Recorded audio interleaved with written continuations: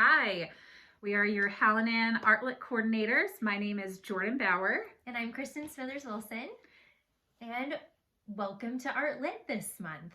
We're so excited to tell you a little bit about our featured artist. This month is going to be Michelangelo.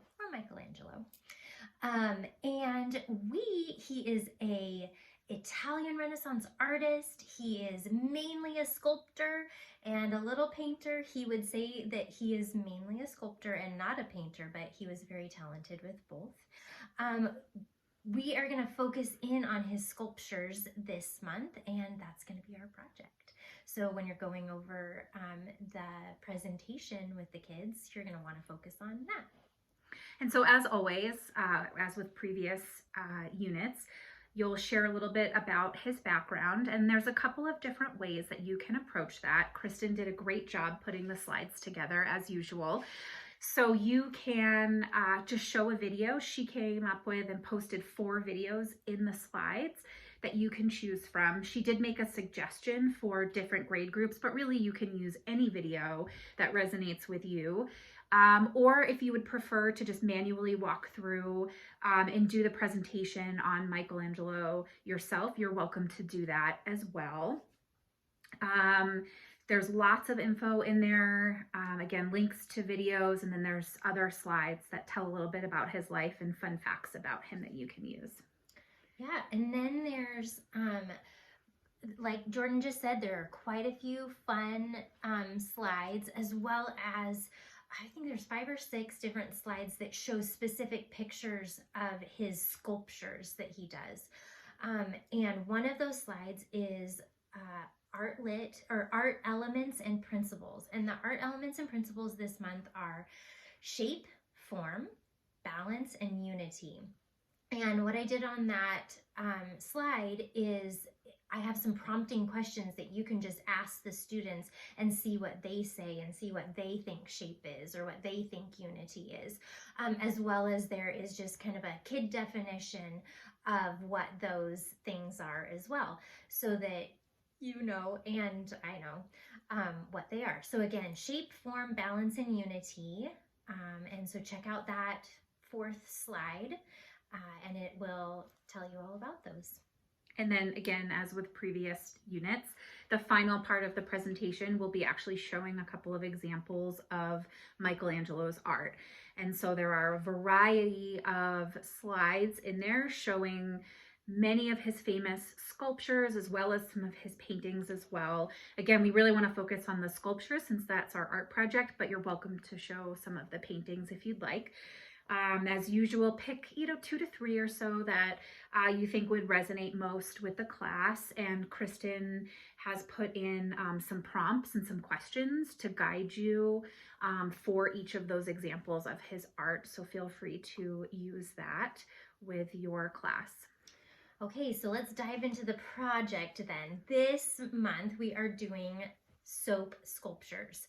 And what you need to know, it's a little bit different. This month we have given you all of the slides for the presentation, and then at the end of those slides are the slides for the project. So it's all in one slide deck that you are gonna get.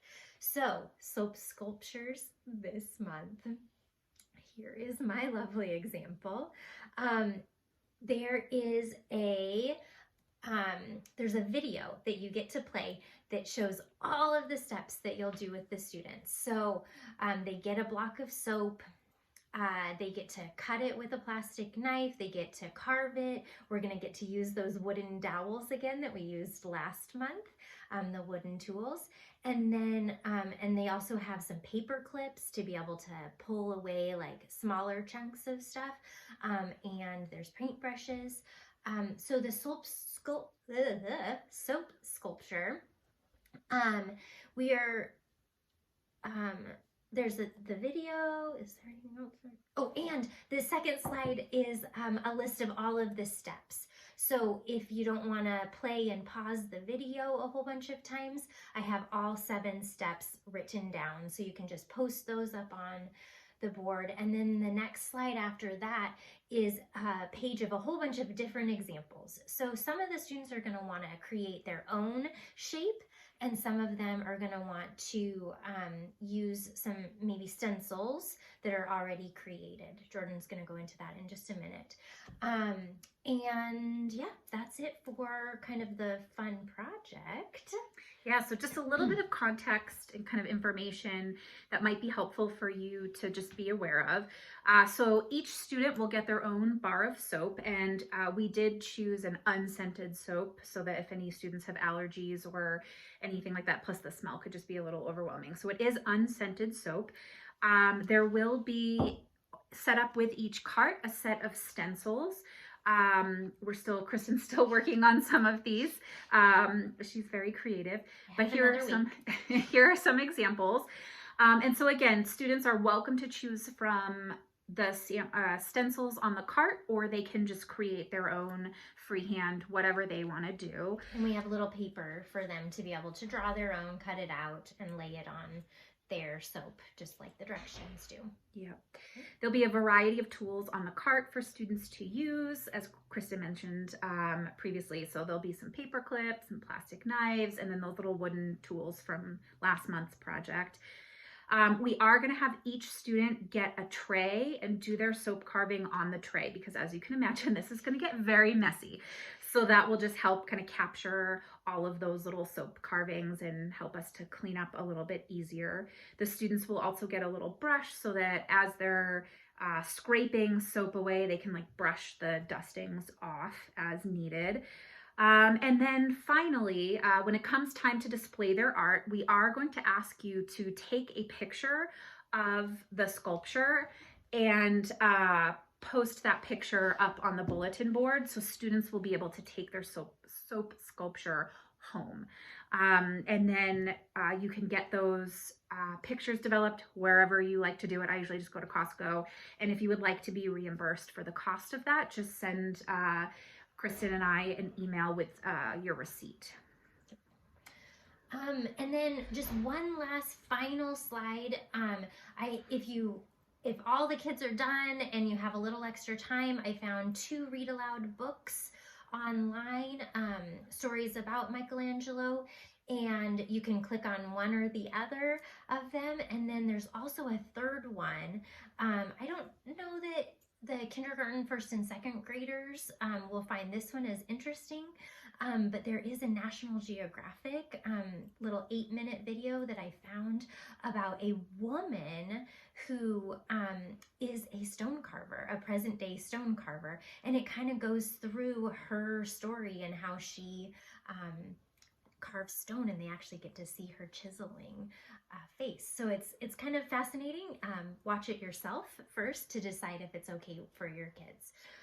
And then the last thing is restock the cart. Please restock the cart. Last time there was a couple things that didn't get restocked and people were like, where are these things? I have everything clearly labeled out on the counter. There's labels that say, so please just go into the Artlet closet, look around, and then it'll all be there for you.